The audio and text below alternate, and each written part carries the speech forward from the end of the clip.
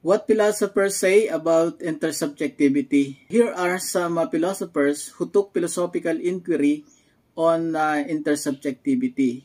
So let us first discuss Confucius from 551 to 479 BCE. One of the main ideas of Confucius is Ren, or human-heartedness.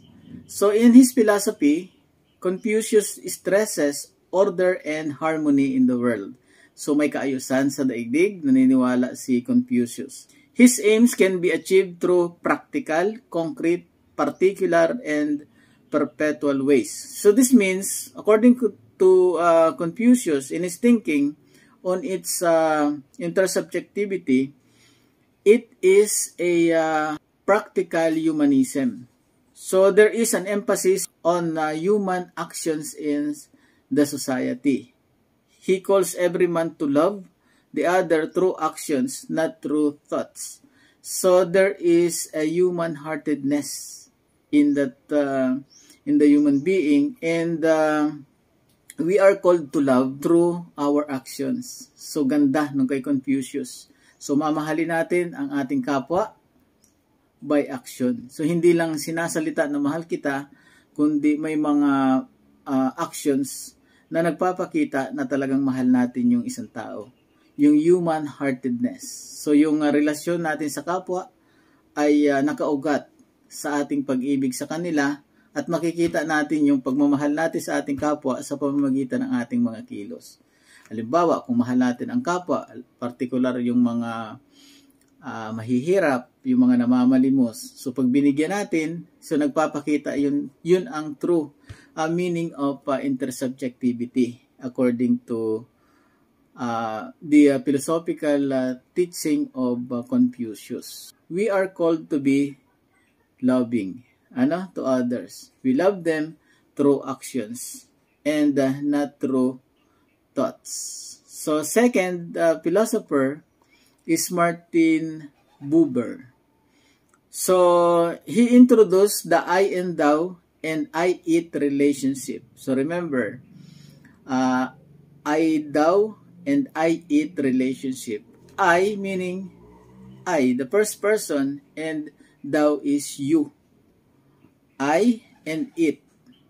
I is the conscious being, the person. It is referring to anything, plants, animals, and to inanimate objects. So, according to him, human beings have their own mind and free will. So, ina-acknowledge yan ni Martin Buber na meron tayong pag-iisip and we have also free will. And therefore, we have to respect others as we respect ourselves. And that is the philosophical thinking of Martin Buber. So as I have said, I refers to the self, and thou or you. So you refers to others, to other human beings. And this I-thou relationship, I and you relationship, is the most meaningful relationship in the humanity. So that is the perfect relationship, the meaningful relationship, the I and you, the I and others relationship. So rather than the I and it relationship. So there should be a mutual relationship between them. So meron dapat, kung mahal natin sila, kung maganda yung pakikitungo natin sa kapwa, yung kapwa natin ay ganun din dapat sa atin. Kaya dapat may mutual relationship. The I and others relationship is the perfect and the meaningful relationship in the human race. Okay, this is a person-to-person relationship. Therefore, the subject-to-subject relationship. So we need to accept, respect, and be sincere and have dialogue with other human beings. So nag-govern siya ng respect, acceptance, and sincerity doon sa ating kapwa. So, respeto sa kapwa, pagtanggap sa ating kapwa, kung ano sila, pati mga kahinaan nila, ganun din naman para sa atin. So yung perfect relationship is the I and thou relationship. So the I and others, that is the perfect and meaningful relationship, which is governed by respect, acceptance, and sincerity. That particular relationship, the I and thou. So let us now proceed to number 3. Saint John Paul II, Karol Wojtyla. According to him, human action is the foundation of our being. Our action is the foundation of our being. But human reality is also about being with others. So we are also being with others. So almost related. Philosophical argument of these three philosophers are almost related with each other. So therefore, this form of action is so-called participation. So according to St. John Paul II, there is a theory of participation. Man has the capacity to share himself to others. That is the principle of or the theory of participation. So we have the capacity, the human being has the capacity to share himself to other human beings, to other beings, to other conscious beings. That is our capacity. We are able to share ourselves to other beings. So this affirms the reality that man acts and exists with others. He is a member of the community of persons, a community of I and you, or we. I and you, or we community.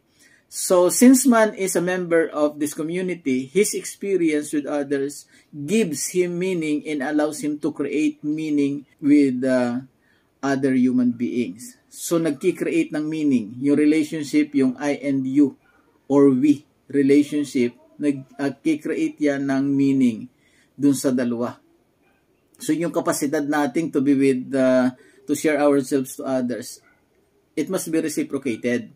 So there is a reciprocal relationship between I and you or we in the community.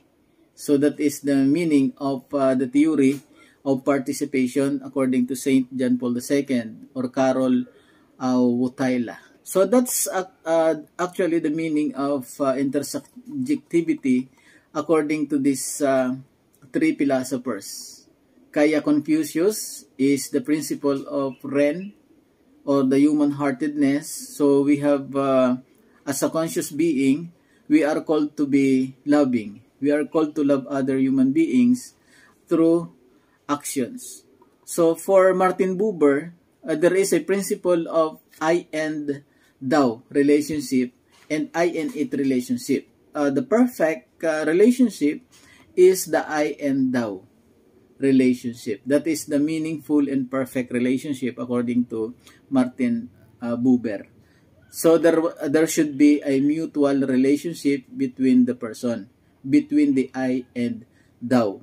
So therefore, this is a person-to-person relationship or subject-to-subject relationship, which is governed by acceptance, respect, and sincerity. There must be a constant dialogue with the conscious being, with the I and thou being or relationship.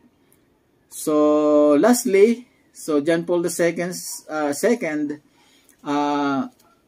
stresses the theory of participation by which we have the capacity to share ourselves to other conscious being.